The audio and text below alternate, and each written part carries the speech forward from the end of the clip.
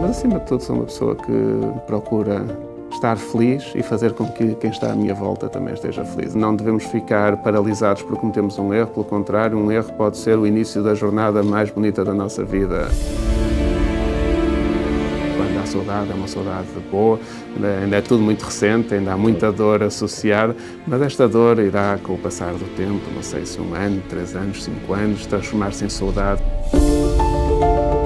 Portugal tem todas as condições para liderar esta transformação que está a existir neste momento e olharmos para o mundo de uma forma positiva, porque acho que é contagiante. E acho que nós próprios, quando olhamos de uma forma mais positiva, também contagiamos a ação, contagiamos a execução, contagiamos a que as pessoas que estão ao nosso lado façam algo para mudar aquilo que está menos bom.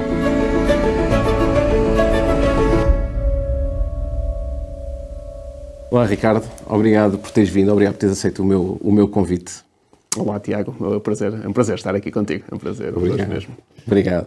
Eu tenho aqui um desafio para ti, ok? Nós temos uma hora de gravação, 1 hora de entrevista, ok? E o meu objetivo é, nestes quadradinhos, eu tenho aqui um conjunto de questões, algumas frases ditas por ti, algumas citações, algumas curiosidades, que eu gostaria que explorasse um bocadinho mais sobre elas, para te conhecermos um bocadinho melhor, mas também para esclarecer algumas das minhas curiosidades, não é? Como eu referi. Força, bem, Ricardo, pode ser? Eu venho em branco, por isso tudo o que vier vai ser... Eu não venho em branco, venho cheio de quadradinhos. Vai ser 100% espontâneo, também acho que é bom. Muito bem. Obrigado, Ricardo. Então, primeiro, quem é o Ricardo, mas de uma perspectiva diferente? Ou seja, quem é o Ricardo, uma informação que nos possas dar sobre o Ricardo que ainda não tenhas dito em lado nenhum. É isso. Começa logo bem, não é? Começar logo bem. Olha, o Ricardo, vou começar por aquilo que toda a gente sabe. Portanto, tenho 44 anos, sou pai de 2 filhos de sangue e agora mais 2 filhos de coração, que estão comigo desde que o meu irmão faleceu.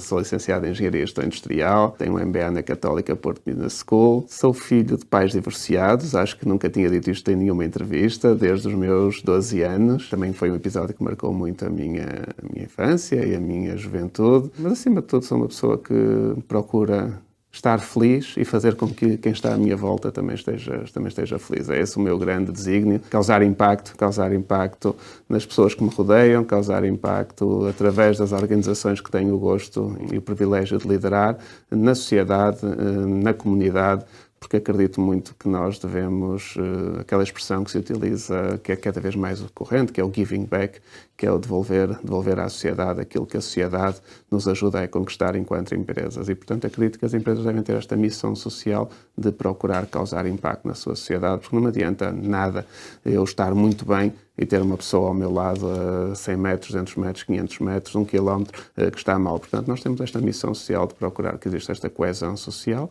sem esquecer que as empresas são feitas para ser rentáveis, para ter lucro. Eu também defendo muito isto. Parece que há um medo de dizer que as empresas têm que ter lucro. Não, as empresas são feitas para dar lucro. Depois, o que se faz com o lucro é que difere de gestão para gestão. Nós acreditamos que uma parte desse lucro deve ir para as pessoas que ajudam no dia-a-dia, trabalhando nas organizações para esse mesmo lucro. E outra parte deve ser dedicada também à comunidade, que nos ajuda a ganhar enquanto sociedade, porque nós só conseguimos fazer negócios porque há uma sociedade, porque há uma comunidade. Senão os nossos serviços, os nossos produtos não eram colocados em lado nenhum. E, portanto, devemos ter esta missão de devolver também uma parte do que ganhamos à sociedade e outra parte deve ser reinvestida para que as empresas consigam capitalizar-se, que é um dos principais problemas da nossa economia, é termos empresas pouco capitalizadas e, portanto, também procuramos ir capitalizando as empresas com os lucros que vamos gerando ano após ano. E, portanto, esta a minha filosofia, acima de tudo, ser feliz, fazer os outros felizes e causar impacto na sociedade. E é completamente coerente o que acabas de dizer, porque nós podemos confirmar pelo teu percurso e pelas várias iniciativas que fazes parte e que apoias também, não é? Por curiosidade, também sou filho de... Isto é sobre ti, mas agora vou aproveitar, não é? Muito bem. De pais divorciados. Tenho um filho de sangue e um filho de coração também. Engenharia e Gestão Industrial também, e portanto o resto era suspeito se eu continuasse a dizer que é parecido, não é? Mas são alguns pontos em comum. Mas há aqui muitos pontos em comum. Exatamente.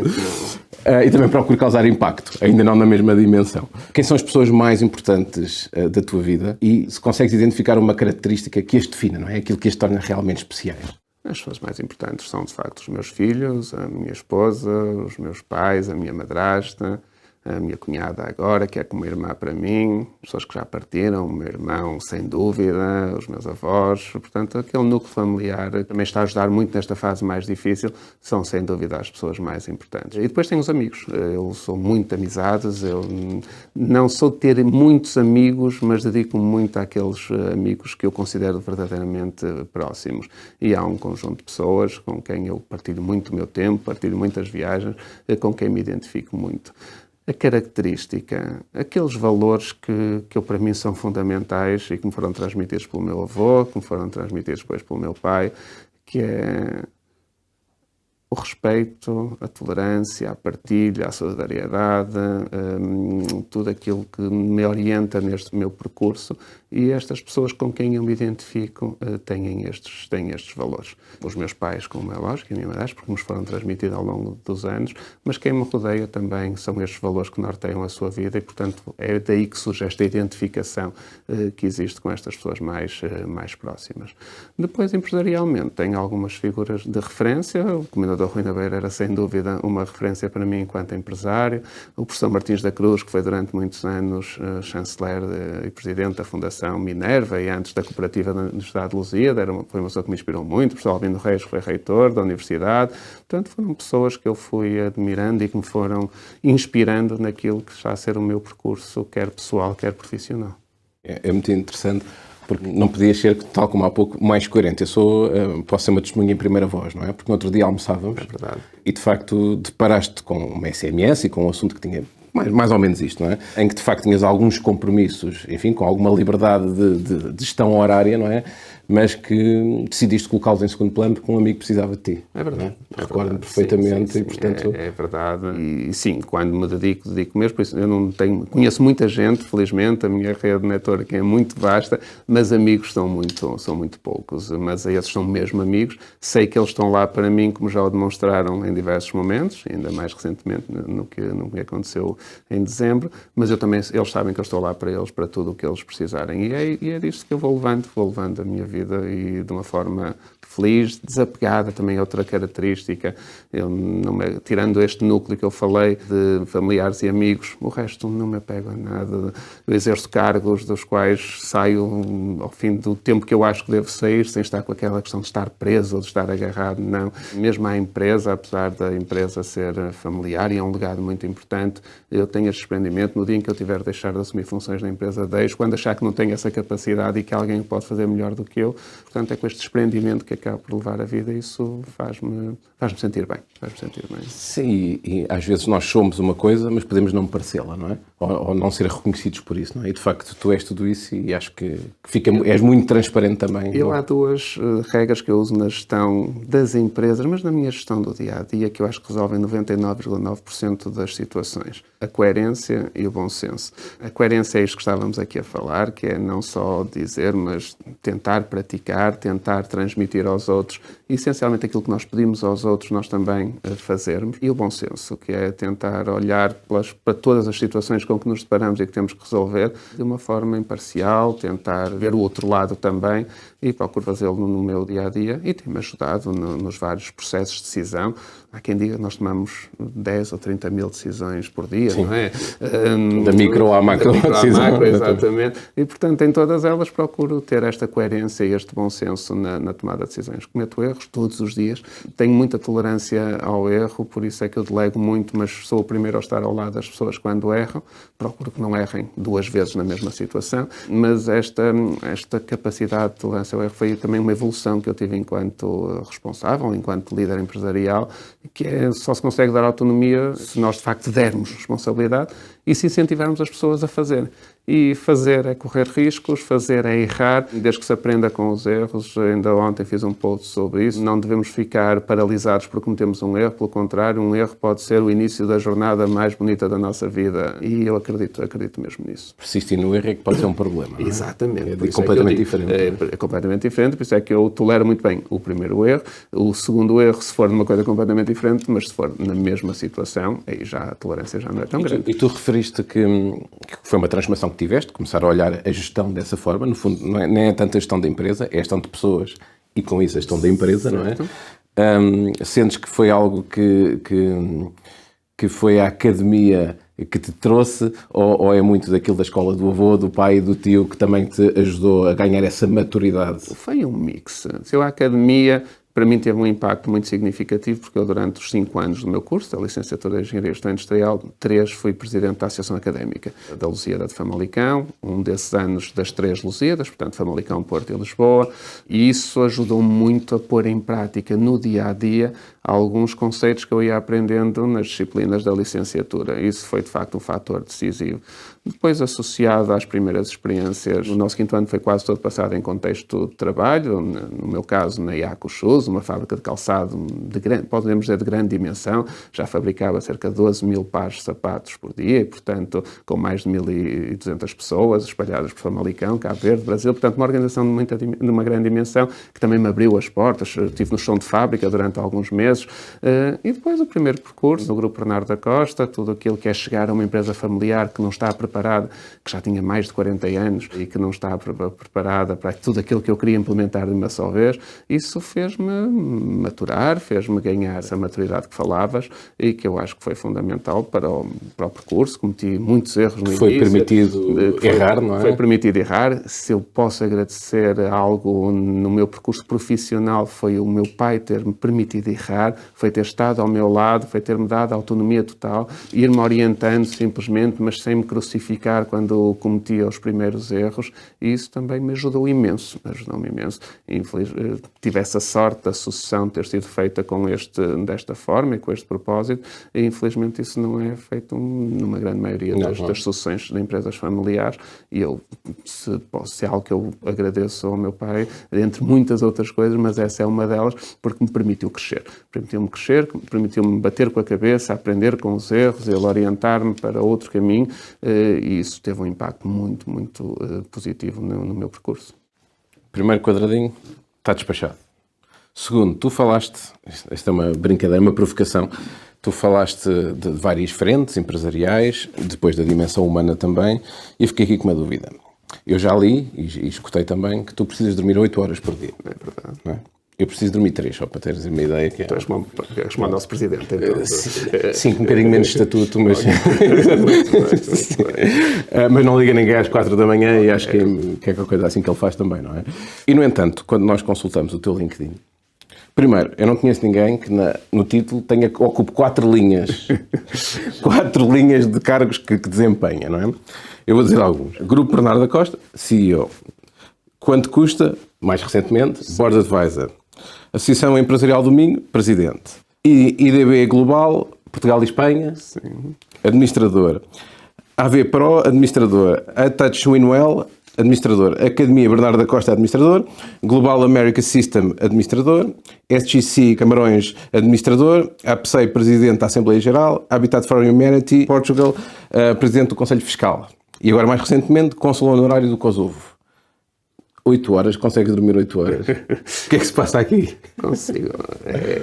Como é que consegues? Por isso é que eu valorizo tantas pessoas, porque isso só é possível quando se tem uma equipa fantástica à volta, uma equipa em quem nós delegamos, uma equipa em quem nós acreditamos, uma equipa em quem nós confiamos, uma equipa em que nós reconhecemos pelo trabalho que vai fazendo.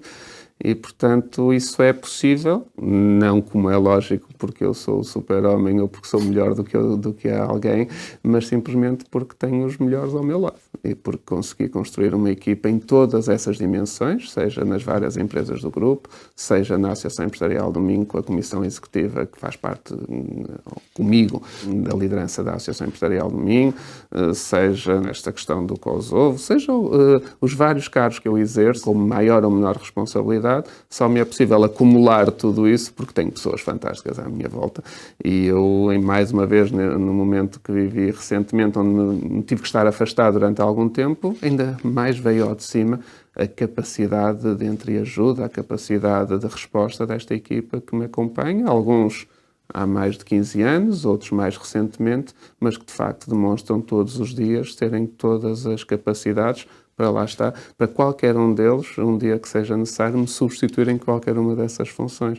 Isto voltando àquele desprendimento que eu falava há pouco, porque qualquer um desses cargos, inclusive eu de CEO do Grupo Bernardo da Costa, faço com total desprendimento. Faço porque gosto, faço porque me dá um gosto enorme no dia-a-dia liderar estes projetos. No dia em que eu sentir que ou não tenho a mesma motivação, ou não tenho a mesma capacidade, darei lugar a quem estiver mais preparado para o fazer. Família ou não? Família ou não. E muito provavelmente até poderá não ser família, tendo em conta o que aconteceu. Por isso, não é esse o problema.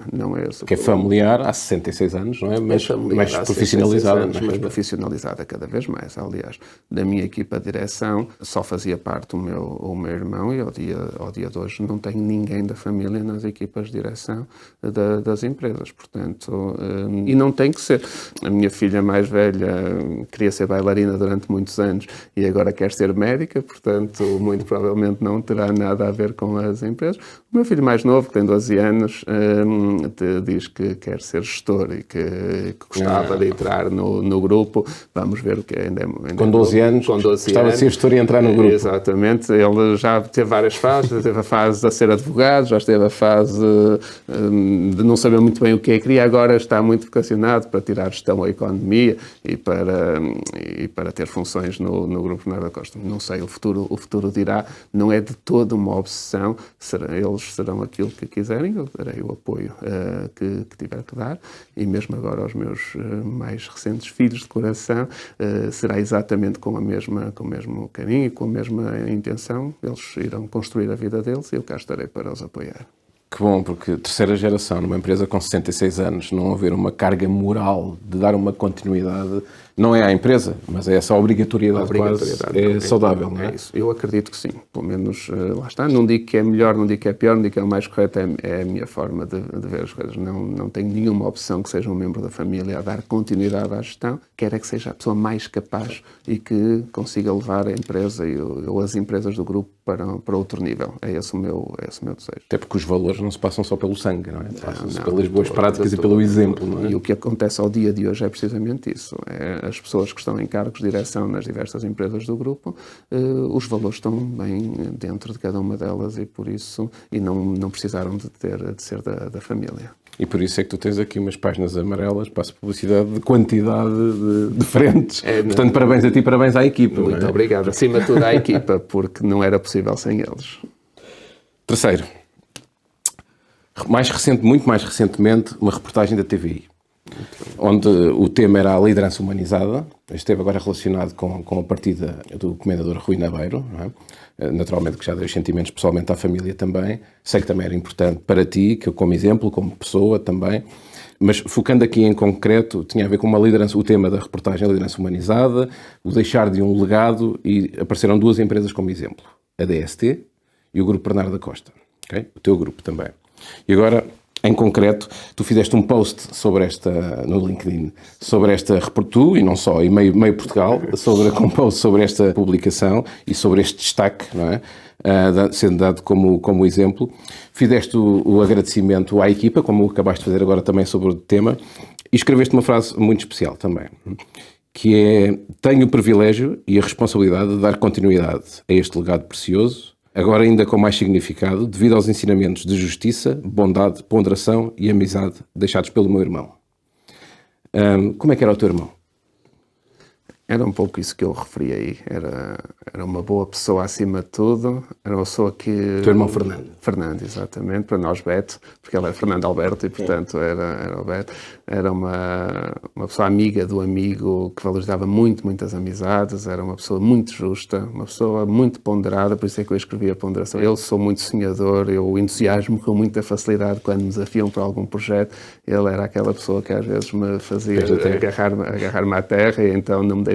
Portanto, este equilíbrio era fundamental para a gestão do grupo e, portanto, é este legado. Eu escrevi isso na sequência, por um lado, do legado como figura empresarial do comendador Rui Nabeiro, que, como disse, para mim era uma referência, mas mais do legado que me foi deixado pelo meu avô e depois pelo meu pai. O meu pai, felizmente, ainda está connosco e espero que esteja por muitos anos. Também do meu tio, que foi uma pessoa muito importante na segunda geração, que a par do meu pai conduziram durante mais de 3 décadas os destinos do grupo, e portanto foi nessa sequência que agora ainda há mais responsabilidade por este legado, que o meu irmão fez um percurso que não foi fácil, porque durante muitos anos era o irmão do Ricardo, e isso externamente, mas também dentro da empresa. Mais novo, não é? Mais novo, 11 anos mais novo do que eu, e portanto o primeiro emprego dele foi na empresa, e portanto durante muitos anos não se conseguia descolar dessa imagem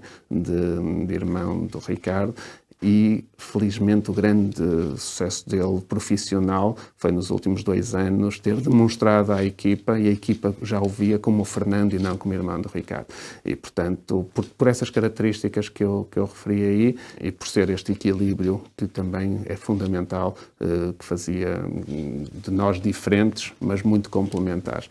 E, portanto, é um legado que eu tenho, que também agora é respeitar, e a responsabilidade aumenta, mas é um legado que vemos com saudade. E quando há saudade, é uma saudade boa, ainda é tudo muito recente, ainda há muita dor associada, mas esta dor irá, com o passar do tempo, não sei se 1 ano, 3 anos, 5 anos, transformar-se em saudade, que essa saudade nunca irá desaparecer, e há este legado que nós agora temos que respeitar, e que iremos transformar em diversas iniciativas. A primeira, vou dizer isto em primeira mão, vai ser anunciada esta semana. Uma das coisas, além da caça, que infelizmente foi o que resultou na morte dele, mas além da caça, outro desporto preferido era o golfe, que fazíamos os 3, eu, ele e meu pai, já há muitos anos, e nós vamos organizar um torneio Memorial agora no dia 20 de maio, que é uma data, portanto é o sábado mais próximo do dia 19 de maio, que foi o nascimento da IBD, e vamos fazer um torneio de golfe em Ponte Lima, um memorial, onde vamos convidar amigos, parceiros, clientes, fornecedores para se juntar a nós,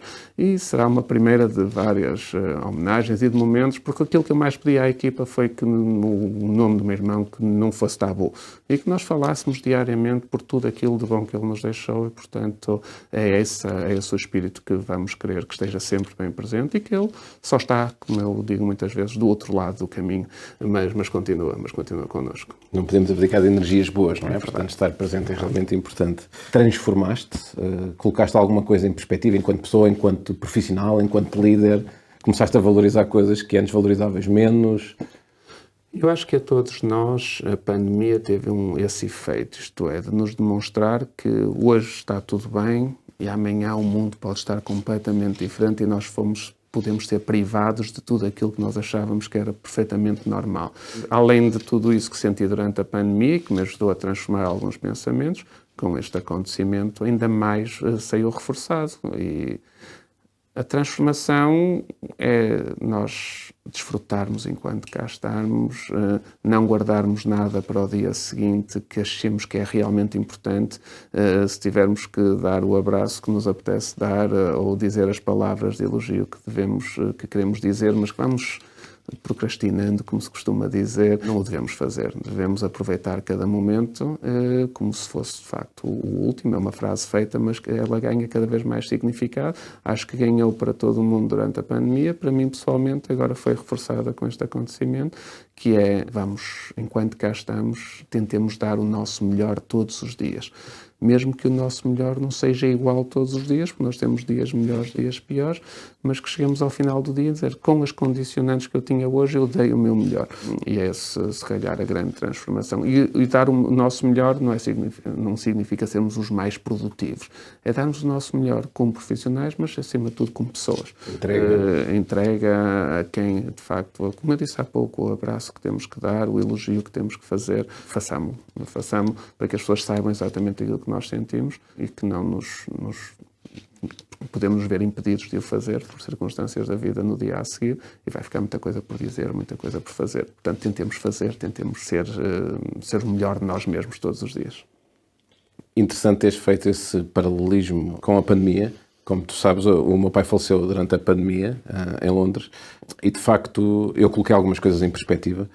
Uma delas é de facto fazermos aquilo que nos faz feliz, não é? Independentemente que dê mais dinheiro ou que dê menos dinheiro, porque nós mais felizes conseguimos fazer os outros também mais felizes, não é? E estas conversas, e reforço o meu agradecimento por estares aqui, eu não estou tão à vontade, é um caminho que se faz caminhando, não é? Com as câmaras, etc., com as redes sociais para divulgar a minha cara, a minha dinamização ou a dinâmica, etc., mas realiza-me e faz-me feliz conhecer e conversar com pessoas como tu. E, portanto, também o falecimento do meu pai fez-me colocar as coisas em perspectiva, e uma delas é eu conseguir ser mais feliz a fazer aquilo que eu faço e que eu gosto de fazer. Adoro estratégia, enquanto consultor de estratégia, gestão de empresa, enquanto gestor de empresas, mas na realidade estamos sempre a falar de pessoas, não é? E, portanto, isso para mim é uma oportunidade e uma transformação que eu também passei por ela. Quinto, numa entrevista, tu disseste, é um privilégio o legado deixado pelo avô e pelo pai. Ainda há pouco disseste também. 66 anos depois, os pilares continuam a ser os valores. Tolerância, segurança, partilha, solidariedade e respeito. Aqueles que disseste há pouquinho, de uma ponta à outra, seguidinhos também. E agora, este post-it não, este quadradinho, o nome que inventei agora, exatamente, relaciona-se com o quinto, com o sexto, pelo seguinte. O teu filme preferido, qual é? Braveheart. Ok, ainda bem, que é o que eu escrevi aqui, se não fosse agora tinha estragado aqui a pintura. Pronto, William Wallace, não é? Exatamente. Eu fiz o seguinte, coloquei aqui 3, porque está muito relacionado com os valores também, eu acho.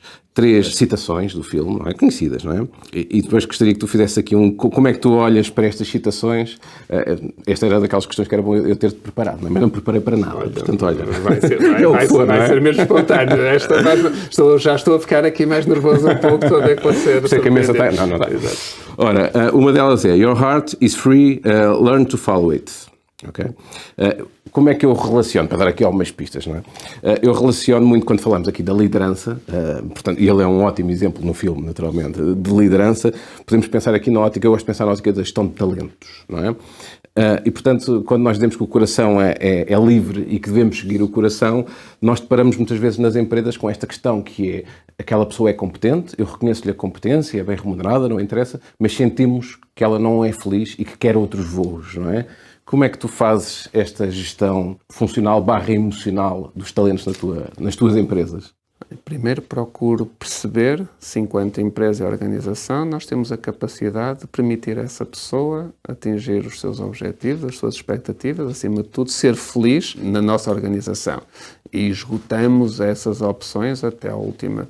Se isso não for, sou o primeiro a dizer à pessoa: força, pode ser o maior talento. Isso já aconteceu por uma vez, mas sentia que nós, como empresa, não tínhamos a capacidade de nos reorganizarmos para aquela pessoa, de facto, ser feliz no desempenho das suas funções. E, portanto, eu quando falei há pouco em desprendimento, naquela questão que eu disse de estar agarrado aos lugares, se calhar a palavra que melhor define isso é liberdade. E por isso é que este filme também é tão importante para mim. A nossa liberdade, eu acho que é das nossas maiores conquistas. E eu prezo muito esta liberdade, e nós só conseguimos ser livres se não nos estivermos agarrados. Por isso é que eu detesto a expressão retenção de talento, e quem me fala em retenção, eu começo logo a ganhar urticária. Eu gosto da palavra atração de talento. Nós devemos atrair quem queremos recrutar, quem queremos contratar para as nossas organizações, e devemos continuar a atrair quem já está connosco. Porque a atração, sim, deve fazer com que faz com que as pessoas fiquem. A retenção, não. A retenção é antítese da liberdade. Como é que fechas o triângulo? Porque aquilo é atração, desenvolvimento e retenção, não é? Não, atração. Boa. Atração. Não há outra expressão. O resto acaba por acontecer, não é? O resto acontece. Isto é como nos nossos relacionamentos pessoais. Nós atraímos alguém quando estamos na fase do flerte, não é? E da conquista, e depois devemos continuar a atrair ao longo dos anos para que um casamento ou uma relação, seja ela casamento ou não, se mantenha. E, portanto, nas empresas tem que ser exatamente. Porque se ela não quiser, tu depois não vais retê-la, não é? Não vou reter. Ou atrai, ela se sente atraída e continuamente atraída, ou então retida. Não. Boa relação entre as duas. Portanto, o filme tem muito, e por isso, esse é o filme que primeiro me vem à cabeça quando fazem essa pergunta. Há outros filmes, mas esse, acima de tudo, pela mensagem de liberdade. É aquele, podem tirar-nos tudo, mas não nos tirem a liberdade. Mas com aquela dimensão no filme tão animal que ele tem também, nessa perspectiva, violenta, se quisermos, torna muito mais crua. Impactante. Impactante, não é? Impactante e crua, sim. Segunda citação. They may take our lives, but they will never take our freedom. Não é? Que falávamos lá. Essa é, para mim, a mensagem mais forte do filme, não é? Até porque é a mensagem que dá início àquela batalha que acaba por ser vitoriosa, essa. Portanto, essa para mim é a mensagem mais forte do filme. Sabes qual é a relação que eu faço desta citação quando passo para as empresas? E por isso é que eu relacionei aqui com os valores. que é, no fundo aqui, quando ele diz, não é, que nos tiram a vida, mas não nos podem tirar a liberdade, não é?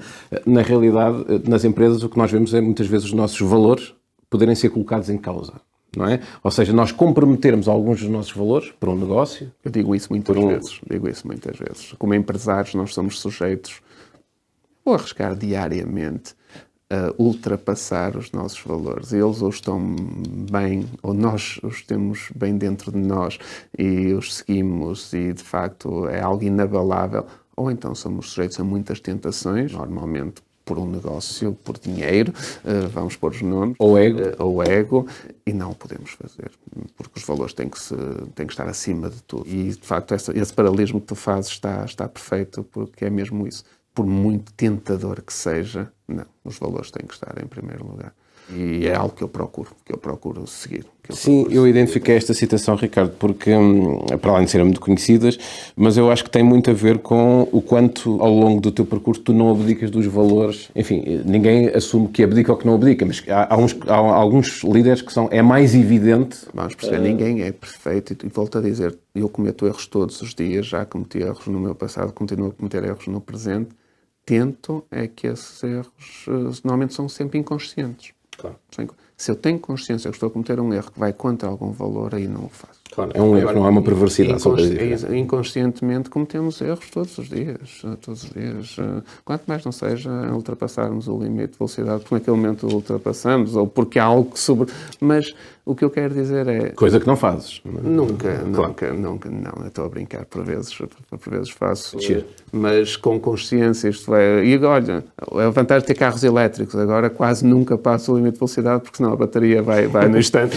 E, portanto, é uma vantagem. Aliás, a minha diretora financeira diz muitas vezes que agora as multas deixaram de existir, desde que tenho o carro elétrico, nunca mais apanhei uma multa. Por isso... Não, mas isto é uma brincadeira, como é lógico, mas isto é muito importante. Nós temos que estar bem cientes daquilo que de facto aceitamos, porque os valores têm que estar em primeiro lugar. Por isso, parabéns por essa escolha desse paralelismo e dessa citação, que para mim, como disse, é a citação que mais me impactou em todo o filme. Eu só escolhi a citação, tu é que praticas depois na gestão das empresas a mensagem que está na citação. Obrigado. Última citação. Escrevi tão pequenino, quase não consigo ler, não é? There's a difference between us. You think the people of this country exist to provide you with position. Ok, eu sei que tu sabes todas de cor, já percebi. I think your position exists to provide those people with freedom. Isso foi dito aos 3 lords e é verdade, porque... Naquela capelinha, exatamente. Cheio de gente, onde eles estavam a discutir se combatiam ou não pela liberdade da Escócia. Com imensos jogos de estratégia debaixo da mesa e atrás das costas e tudo mais. Por isso, sim, faz todo sentido. Porquê que eu te puxo esta... Porque as pessoas são, de facto, o mais importante. E as pessoas não podem ser as pessoas a servir, nós é que existimos para servir as pessoas. Eu achei esta citação também bastante interessante, não só por si próprio, mas também pelo aquilo que, a forma como nós percebemos que tu geres a empresa, lideras a Associação Empresarial Domingo também, porque na realidade, e tu na tua network também assistes, obviamente, a perfis de liderança profissionais com um determinado perfil que se assemelham mais ao teu, outros nem tanto, há de tudo, não é? E normal. Não é melhor nem pior, atenção, eu digo isso muitas vezes, simplesmente é diferente. Sim, completamente, mas quer dizer, na minha opinião pode ser diferente e aceitável e às vezes ser diferente e menos aceitável. Isso é outra coisa. Na nossa perspectiva, não é? Sim. E de facto aquilo que nós vimos muito e que acaba por... Tu já falaste mais da tua equipa do que de ti, não é? Na realidade, não é? E eu percebo até a não necessidade / obrigatoriedade de que a continuidade da tua empresa esteja com sangue, não é? No sangue familiar, não é? Mostra o quanto o ego está colocado de lado, não é? E o quanto, de facto, aquela empresa que são pessoas, como tu gostas de dizer, que não é composta por pessoas, a empresa são pessoas, estou a dizer bem? É verdade, as empresas não são feitas de pessoas, as empresas são as pessoas. São as pessoas, não é? E na realidade eu acho que esta afirmação é muito interessante porque a empresa não está sequer ali para servir a família, não é? A família está ali para servir as pessoas, que é a empresa. E a comunidade, sim. E a comunidade, claro que sim. É algo que vem, como eu digo sempre, de há 66 anos atrás, porque é algo que o meu avô praticou sempre, o meu pai e o meu tio também, é pôr a empresa ao serviço das pessoas, ao serviço da comunidade. É verdade, somos acionistas, temos os nossos benefícios, também temos os nossos riscos, somos nós que colocamos o nosso nome em causa quando avalizamos tudo aquilo que são os financiamentos necessários para o desenvolvimento da organização, mas acima de tudo a empresa está para servir as pessoas, para servir a comunidade. E os riscos emocionais também, não é? Que tantas vezes são esquecidos, que é a satisfação que um empresário tem em contratar, aumentar a equipa e gerar mais emprego e a agonia que tem. Há um amigo meu, o Miguel Soares, da Part Team, que deu uma vez uma entrevista que disse que a liderar uma empresa é a profissão mais solitária do mundo. E muitas vezes é porque nós sofremos muitas horas em silêncio, sozinhos, passamos muitas noites sem dormir, com investimentos como esse, seja contratar pessoas, seja arriscar num projeto de expansão, seja ele geograficamente a território nacional ou internacional. E ninguém sabe o que é que nós sofremos, ou a angústia, a ansiedade que isso cria, porque nós não temos bolas de cristal, não é? Nós, qualquer projeto onde decidimos iniciar, não sabemos se vai ter sucesso, tem risco. Inovar é correr riscos. Como eu disse há pouco, fazer é correr riscos. Muitas vezes, fazer é errar, até se conseguir encontrar a forma certa. Por isso, é de facto solitário a liderança e muitas vezes isso não é valorizado. Por isso é que também um dos principais objetivos da Associação Empresarial do Minho é valorizar o papel do empresário, que muitas vezes é diabolizado como um patrão, o mau da fita, o explorador dos trabalhadores. Não. Infelizmente, os nossos mídias preferem dar destaque às más práticas. Isso tem muito mais horas de antena, porque a nossa sociedade assim o consome. E não é composta por patrões? Felizmente, começam a existir vários exemplos que os mídias têm pegado, e este caso, o que aconteceu no sábado do Grupo Bernardo da Costa e da DST é exemplo disso, e por isso ficamos felizes que assim aconteça. Mas o empresário, na sua gênese, quer o melhor para o país. Sem empresas, sem boas empresas, o país não se desenvolve. Sem empresas com lucros, o país não cresce. Nós somos quem gera empregos, quem gera o desenvolvimento económico, o desenvolvimento social e muitas vezes também o desenvolvimento cultural. Cada vez há mais empresas que praticam o mecenato cultural. Isso é muito importante para o desenvolvimento cultural da nossa sociedade e do nosso país. Portanto, um dos nossos objetivos é valorizar o empresário, porque de facto a grande maioria arrisca muito quando cria o seu negócio para criar empregos, para criar riqueza, para desenvolver a sociedade. Isso tem que ser valorizado. E depois, em caso de sucesso, é quase visto como um pecador porque tem lucro. Se atreve a ter lucro, temos um problema. Infelizmente, nós temos um Ministro da Economia que não tem medo de vir dizer que ter lucro não é crime, não é? Nós não temos... Não, o lucro é bom. O lucro é sinal que o país se vai desenvolver, que vai haver mais riqueza, que vai haver melhores condições, melhores salários, que é outro desígnio nacional que eu acho que nos deve inspirar a todos, é nós aumentarmos, de facto, os nossos salários, os salários em Portugal, mas isso só se consegue com empresas mais rentáveis. Saudáveis. Não é possível. Sem dúvida. Sétimo, acelerar o passo. Vamos lá acelerar. Outro post muito interessante que tu escreveste, que só o título, vou dizer só o título, o que posso fazer por ti. E aquilo que tu dizias lá. Este aqui quase que parece uma rasteira, estas minhas questões, porque algumas delas têm meses ou até mais de um ano, não é? Mas são aquilo que eu acho interessante, não é?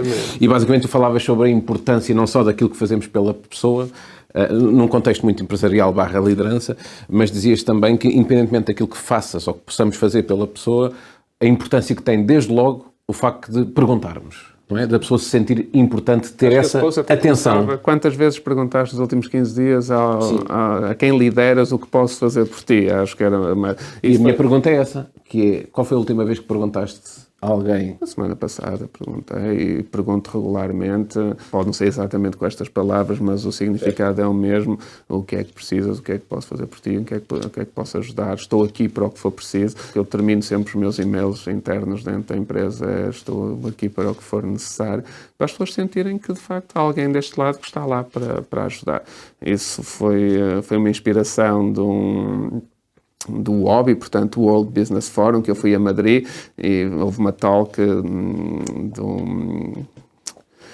do tal Ben Shahar, penso eu, que falou muito sobre isso e inspirou-me e por isso eu decidi partilhar, porque de facto identifiquei-me totalmente com essa forma de estar ao lado das pessoas, de mostrar que estamos disponíveis e que estamos preocupados com o que é que essa pessoa precisa para ser melhor, para ser mais feliz, para resolver alguma situação que se tenha deparado. E é assim que se atrai, retendo. Acredito que sim, acredito que continuamos a atrair dessa forma. E se eu invertesse a pergunta, não foi propriamente uma inversão, que é, e qual foi a última vez que perguntaram a ti? Também me perguntam, também felizmente tenho, volto a dizer, eu acho que isto há reciprocidade, não é? Portanto, quando nós fazemos o bem, eu acho que também recebemos o bem. E eu, se me posso agradecer, é de facto ter pessoas à minha volta que me perguntam também o que é que eu preciso, e por isso também foi muito recentemente. Não sei se precisasse foi ontem ou se foi anteontem, mas foi muito recentemente me perguntar. Sabes que eu acho isso pode parecer muito normal na tua cultura na empresa, mas não sei se concordas ou não é? Mas universalmente, sim, empresarialmente, não é assim tão normal, porque é valorizado o líder perguntar àqueles que perguntam, honestamente, não é? De uma forma sincera e com um padrão, não é? É quase exigido numa perspectiva que para ser um bom líder há que saber escutar, preocupar, mas muitas vezes nos esquecemos do que é que o líder também precisa de combustível emocional. Isso é outra, e foi no mesmo fórum onde eu vi, nós só podemos ajudar se estivermos bem. E por isso nunca nos podemos esquecer de nós próprios. E às vezes temos essa tendência, vamos preocupar-nos, esquecemos de nós. Eu tento encontrar esse equilíbrio, porque só é possível nós ajudarmos enquanto estivermos bem. Às vezes é encarado como algum egoísmo, mas não pode ser. O facto de nós queremos estar bem, no meu caso isso reflete-se essencialmente em só consigo ajudar alguém, só consigo gerir melhor a empresa, só consigo ser melhor líder dentro das empresas que têm responsabilidade, ou das organizações, ou mesmo familiarmente, se estiver bem. Se não estivermos bem, fica tudo muito mais difícil. E, portanto, não é egoísmo, mas é uma necessidade básica, é estarmos bem para podermos colocar os outros bem. Sim, uma causa e efeito. Não é? Exatamente. E com muita justiça também. Oitavo, se deixarmos um legado, esse legado deve estar ligado à educação, à formação. É um dos déficits do nosso país, um dos déficits do nosso tecido empresarial. Não é? O que é que estás a fazer para que o teu legado consiga colmatar este déficit? Olha, várias coisas. Desde logo em 2011 criámos uma academia, a Academia Bernardo da Costa, para dentro do grupo nós termos uma entidade que seja formadora, que trabalhe a educação, que trabalhe a formação. Enquanto em mim estamos a trabalhar para termos a escola de CEOs, para formarmos empresários. Eu disse isso na sequência em que os estudos demonstram que em Portugal os trabalhadores têm muito melhores qualificações que os empresários e os líderes, e que também, por outro lado, somos o pior país da OCDE com formação ao longo da vida. E na EMIN estamos a trabalhar muito esse tema, em parceria nós temos uma ligação muito forte ao Sistema Científico Nacional, sejam universidades, politécnicos, escolas técnicas e profissionais, e, portanto, é um desígnio nosso, porque, de facto, a formação é a base de tudo.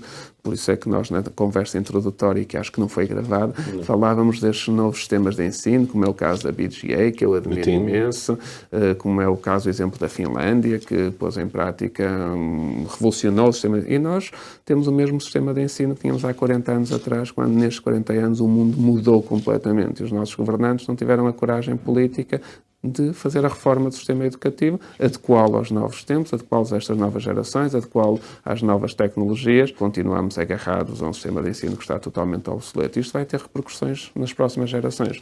E enquanto não existir esta coragem de mudar, eu, por exemplo, não sei porque é que a BGA ainda não é homologada pelo Ministério da Educação, é certificada por Cambridge e ainda não é pelo Ministério da Educação por questões que eu não consigo entender. Isto não pode acontecer. Nós temos que combater isto porque na educação é a base do sucesso de qualquer país e nós andamos a facilitar, já nem vou falar do que se passa aí neste momento com todas estas greves, a ausência de aulas, que é o que depois de 2 anos e meio onde a pandemia afetou tanto o sistema de ensino, estarmos com estes problemas é, sinceramente, não ter noção do que estamos a causar daqui a 15, 20 anos na nossa sociedade. E, portanto, é urgente trabalhar este tema e, por isso, em conjunto, a Fundação José Neves foi criada só mesmo com o objetivo da educação, que é fantástico, e há exemplos excelentes no nosso país que nós temos que replicar, e exemplos estrangeiros, como eu falei, da Finlândia, ou do Colégio dos Jesuítas da Catalunha, que são exemplos que estão a funcionar e que, de facto, se adequaram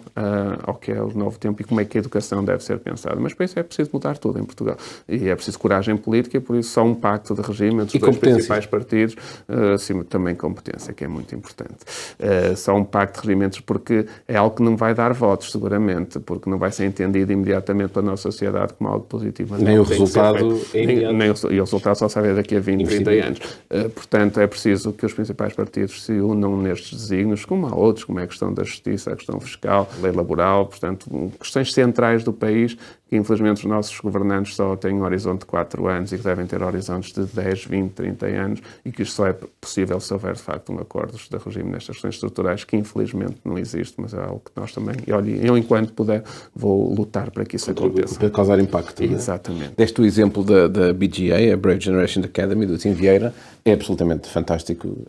Não só o conceito, não só a qualidade, os feedbacks que existem de todas as frentes, de todos os intervenientes, como a força e a resiliência do time para, de facto, estar a enfrentar e não desistir. E não desistir. Para algumas pessoas poderia ser mais fácil do que para outras desistir.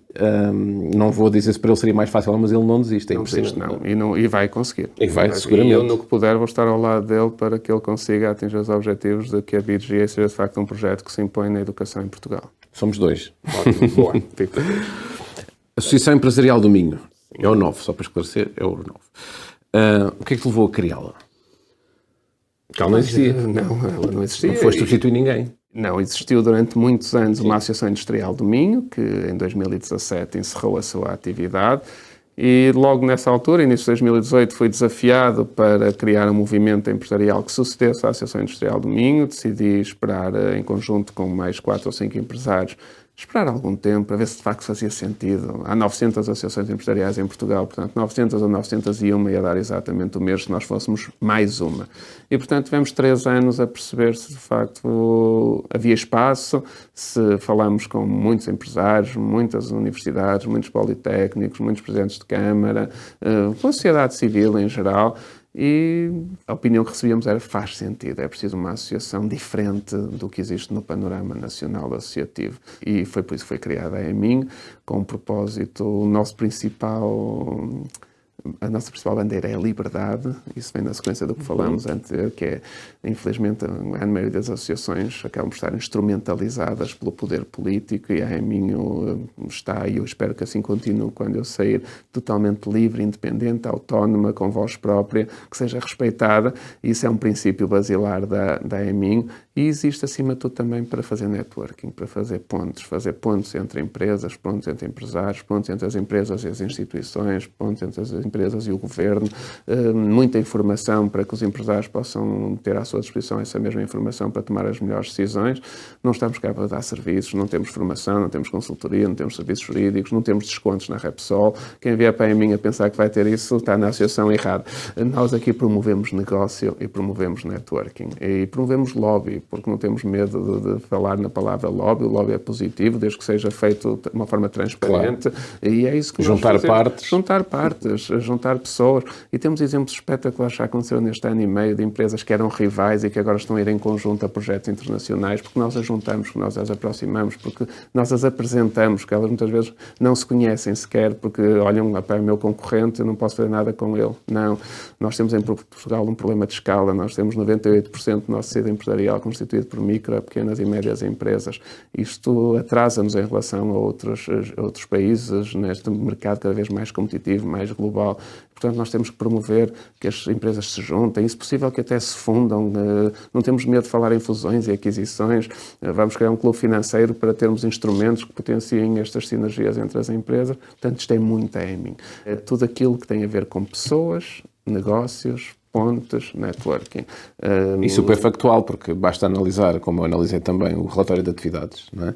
E de facto a ponte com a academia, a ponte entre empresas em si. A ligação ao sistema científico é fundamental para nós, aos centros de investigação. Nós queremos que o valor fique em Portugal e que nós não sejamos conhecidos por um país de mão de obra barata, onde os outros vêm produzir e depois o valor fica todo lá. E nós sabemos que no Minho há um cluster muito forte, que é o cluster muito poderoso das empresas que fazem parte do calçado, E é ridículo, às vezes, um par de sapatos que sai de Portugal a 12, 15 euros e é vendido em Itália a 400 ou 500 euros. Mas em Portugal só ficam os 12, em Itália ficam os 390 e tal euros numa coisa que é produzida totalmente cá.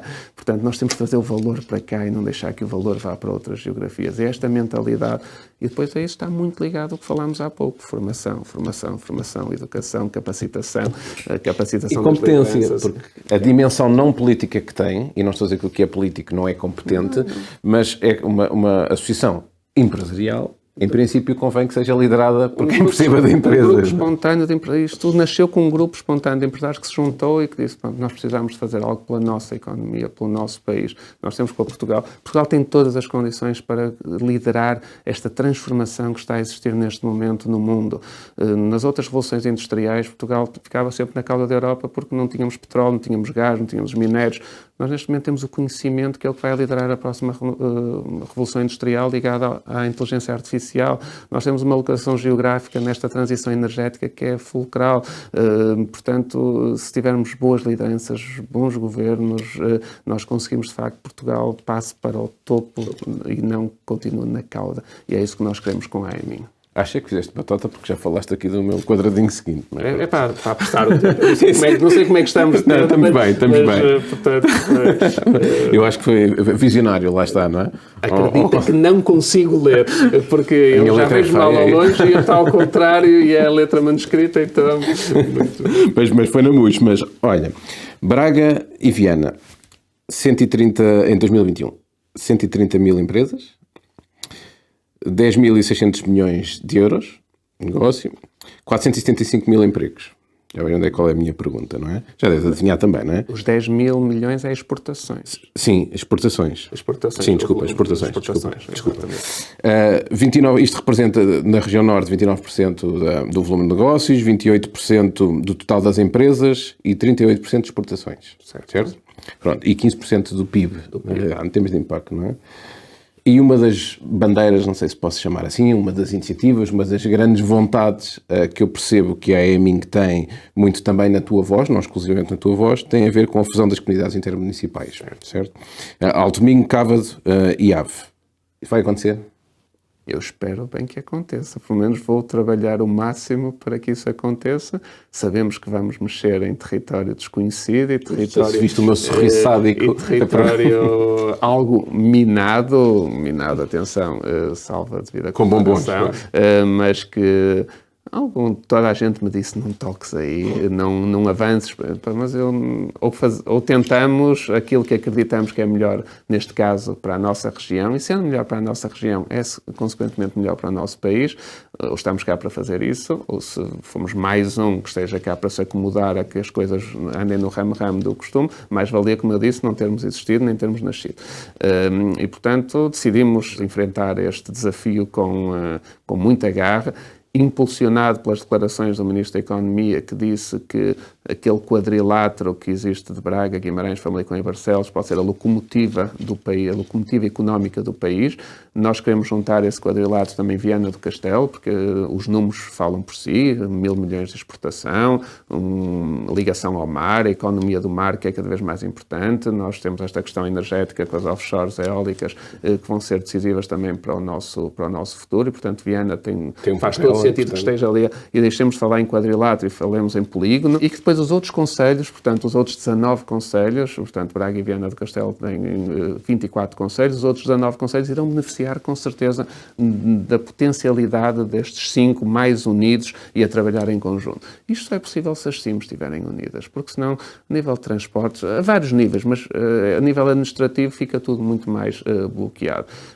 Nós ouvimos muitas vezes aquela expressão de dividir para reinar, e parece que foi o que foi feito em relação ao Minho. Portanto, dividiram aquilo em 3 comunidades intermunicipais, cada um a puxar por si, e o Poder Central todo contente, porque assim eles estão divididos a ver quem é que fica com o bocadinho da fatia pequena. O que nós queremos é a fatia a que temos direito por aquilo que nós contribuímos enquanto região, para as exportações, para os empregos, para o PIB, como referiste há pouco nesses números. E ter para a descentralização, quanto mais não seja na canalização do investimento, não é? Para não ser só o Porto e Lisboa, não é? Porque depois, nós falamos muito de Lisboa, mas depois é o Porto que se aproveita do Minho estar dividido, e os fundos acabam por ficar, e os investimentos acabam por ficar todos no Porto. Eu vou dar aqui só 2 exemplos de que são ridículos. Nós temos a segunda maior exportadora do país, que é a Continental Mabor, que está em Famalicão, que há 30 anos que pede uma variante à Nacional 14 para que os caminhões possam carregar e descarregar. Estamos a falar da segunda maior exportadora do país. Vários governos, vários ministros das infraestruturas, da economia, vários presidentes de Câmara passaram e não conseguiram fazer uma variante à Nacional 14, porque lá está em Famalicão. Nós temos um porto de mar em Viana do Castelo, que é o único porto que não tem uma ligação ferroviária na Península Ibérica. Nós não temos ligações intermunicipais entre este quadrilátero, que o Ministro da Economia diz que é a locomotiva do país. Portanto, são exemplos que deviam envergonhar quem está na liderança destes processos e devia fazer com que se unissem e não se continuassem a dividir para lutar por a migalha da fatia pequena, mas não para lutar pela fatia a que esta região tem direito. É tal diferença também, não é, entre a gestão política e com a divisão de poderes. Exatamente. E não tanto a visão empresarial com a rentabilização de recursos, não é? É isso mesmo. 10º. Já só há mais um depois deste. Boa. Okay? Sustentabilidade. O tal post-it que fizeste batota e espreitaste. Disseste que Portugal estava perante 2 grandes oportunidades. Referiste há pouquinho também, não é? A transição energética e a revolução industrial via inteligência artificial. Certo. Não é? Portanto, uma nova revolução industrial, onde podemos, de facto, colocar-nos aqui, sair da cauda e ir para o topo, não é? Como é que a Associação Empresarial do Minho, não é, está a conseguir apoiar as empresas neste processo da transição energética em particular? Não é? Eu sei que uma das questões que referes tem a ver com as comunidades energéticas, não é? Também. Uma perspectiva socio-empresarial também. O que é que podes acrescentar aqui sobre isto para compreender um bocadinho melhor? Não sabia mesmo que ias fazer esta pergunta, por isso eu comecei a falar. As outras também não.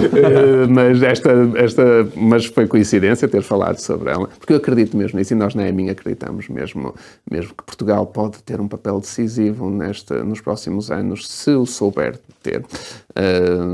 Mas nesta questão energética é de facto essencial. Nós vimos qual está a ser o problema do momento.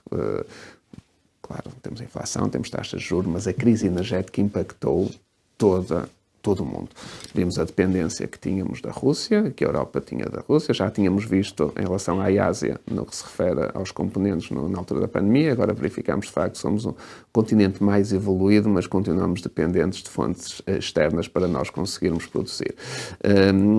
E Portugal tem, de facto, aqui um papel muito importante. E para isso a EMIN criou um cluster da energia, que é o primeiro cluster da EMIN, que está a juntar os players todos na área da energia, seja na parte das eólicas, do solar, do transporte de energia, das empresas que trabalham na área do hidrogênio também, que vai produzir informação para as restantes empresas nesta área tão importante. E por isso é que eu falo de Viana do Castelo. Viana do Castelo tem aqui um papel muito importante nesta questão da economia do mar, na questão das offshores. A eólica está neste momento a ser construída uma fábrica que vai ser cerca de mais 2.000 trabalhadores e que vai poder significar 1.000 milhões de exportação ligadas às offshores eólicas. Estão previstos 2 gigawatts para a costa norte de produção de energia offshore eólica e, portanto, enquanto associação, estamos a juntar os players e recentemente tivemos a felicidade de um player muito importante nesta área de energia, que é a Redes, que é um player nacional, ver na EMIN uma associação importante para se associarem. Portanto, apesar de não ter sede na EMIN, mas a Redes tem intervenção nacional, associou-se à EMIN, também irá colaborar connosco nesta questão da transição energética.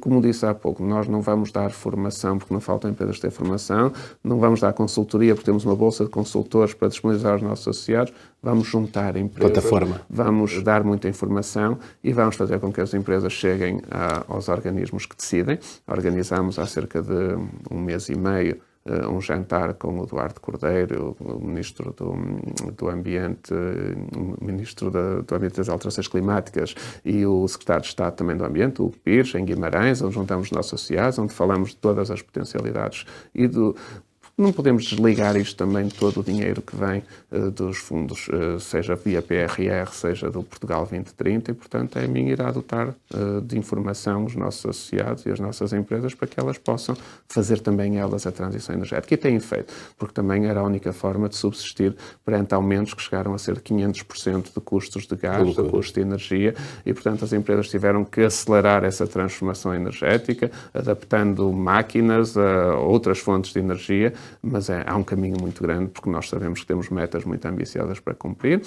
2035 uma primeira meta, 2050 a neutralidade carbónica, e é preciso darmos da perna para chegar a essas metas. E eu sei que isto levanta outras questões, porque a Europa, penso que é só responsável, eu prefiro não me enganar, mas penso que é só por 8% das emissões de carbono para a atmosfera. Portanto, se pensarmos desta forma, porque é que nós nos vamos sacrificar a nossa produção industrial, o nosso impacto? Mas temos um exemplo a dar enquanto, como disse há pouco, o continente mais evoluído, o continente onde, de facto, queremos ser líderes e referências da opinião daquilo que é o bem. Sabemos que a Índia e a China, que são os maiores contribuidores para esta poluição, para esta questão da pegada ecológica, não estão a acompanhar este esforço, mas isso não nos pode mover, de facto, cuidar daquilo que é o nosso planeta, que é o único que nós temos para habitar, e pensar nas futuras gerações para que eles consigam, porque, de facto, os efeitos das alterações climáticas são bem visíveis e nós temos que os combater e trabalhar para termos um mundo melhor no futuro. Independentemente do impacto, não é? Porque também não podemos querer ter o apoio nos fundos, claro, e depois escolher totalmente onde... E nós sabemos que esta questão do ESG vai ser cada vez mais fulcral para as empresas. Nós sabemos que o acesso a crédito vai ter relacionado a um índice de qualificação de fornecedores. A parte dos fundos europeus vai estar relacionado com o ESG. Portanto, é algo que não é para amanhã. As empresas de hoje têm que, de facto, pensar muito bem em tudo o que tem a ver com esta sustentabilidade, como eu gosto de chamar, sustentabilidade 360, que é a sustentabilidade económica, financeira, social e ambiental. Muito bem. Estamos de acordo. Último. Agora que dissemos estas coisas todas, qual era o último tema que vinha? Política. Claro. Aqui esta é mais genérica, portanto pode ser super sucinto na mesma, porque no fundo já respondes, não é? O estado da nação e principais políticas, não é? O que é que neste momento está a incomodar mais, mas de alguma forma também já respondeste, portanto eu junto aqui a segunda questão relacionada com o tema política e depois termino, que é ambições políticas. Uma rasteirinha assim. Não é pé juntos, mas é quase, não é? Estão no horizonte? Já estiveram? Estão? Ambições políticas nunca estiveram nem estão.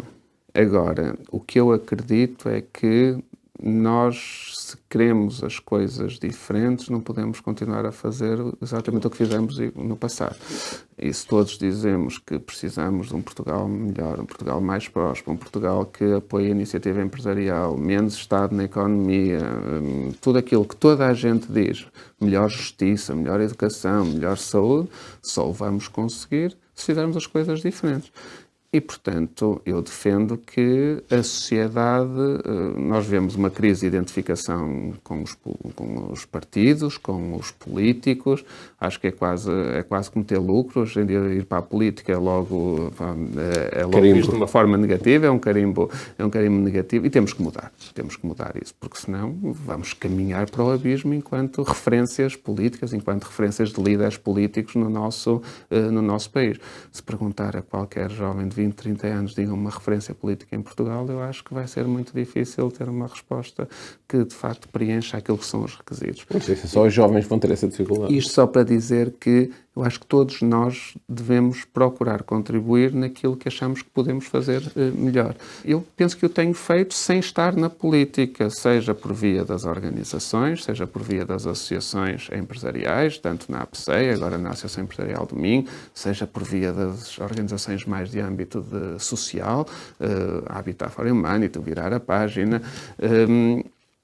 Se chegar à altura onde eu acho que isso pode ser feito por via da política sem ser partidária, equacionarei. Neste momento não é um cenário que se coloque, muito menos no momento atual, está completamente fora de questão sequer pensar nisso por tudo que aconteceu na minha vida pessoal e profissional nos últimos meses. Não negas à partida? Não, sempre e nunca são expressões que eu procuro não utilizar. E se há uns tempos eu dizia, não, política nunca, porque quando olhamos política partidária, estar ali no jogo dos partidos para ver quem é que sobe e quem desce, isso, sem querer usar a expressão nunca, mas eu acho que não vai acontecer. Mas sabemos que temos que fazer parte para conseguir mudar. Ter uma intervenção política, mas eu acho que os cidadãos podem hoje ter um espaço de intervenção que não o tinham no passado. A sociedade mudou e nós temos o exemplo, por exemplo, do Porto, onde o Rui Moreira conseguiu, com o movimento de cidadãos, o movimento independente, fazer a diferença e criar impacto. Eu acho que isso deve servir de exemplo para outros movimentos de pessoas que, de facto, sintam que têm capacidade e ideias para mudar algo, seja a nível mais local, regional ou mesmo nacional. Outro dia estava numa reunião com o Banco de Fomento e estávamos a falar de desmotivação, parece que andamos todos desmotivados. E claro que temos que andar desmotivados enquanto cidadãos, porque basta... E o exemplo que utilizamos e que eu utilizei foi, claro que andamos, porquê?